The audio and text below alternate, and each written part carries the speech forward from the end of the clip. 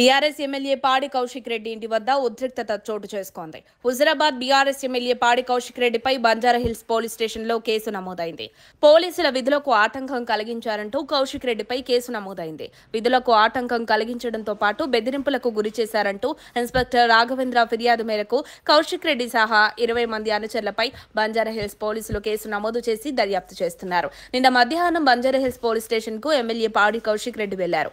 తన phone tapping చేస్తున్న వారిని గుర్తించి చట్టపరంగా చర్యలు తీసుకోవాలని కంప్లైంట్ చేసేందుకు వెళ్లారు. అయితే అదే సమయంలో బయటకు వెళ్తున్న సీఐని గమనించి తన ఫిర్యాదు స్వీకరించిన తర్వాతే మీరు వెళ్లాలని కౌశిక్ రెడ్డి డిమాండ్ చేశారు.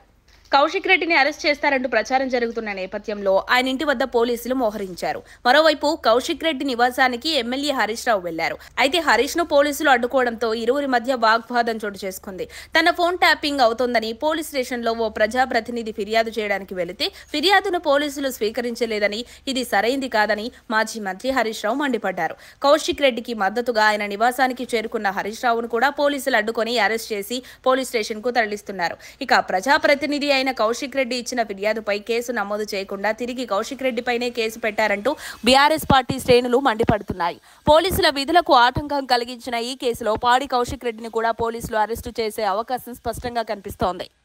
మరిన్ని అప్డేట్స్ కోసం మా కాయ్ టీవీని సబ్స్క్రైబ్ చేసుకోండి. మా వీడియో కనుక మీకు నచ్చినట్లయితే లైక్ చేయండి, షేర్ చేయండి. మీ విలువైన అభిప్రాయాలను కామెంట్ బాక్స్లో తెలియజేయండి.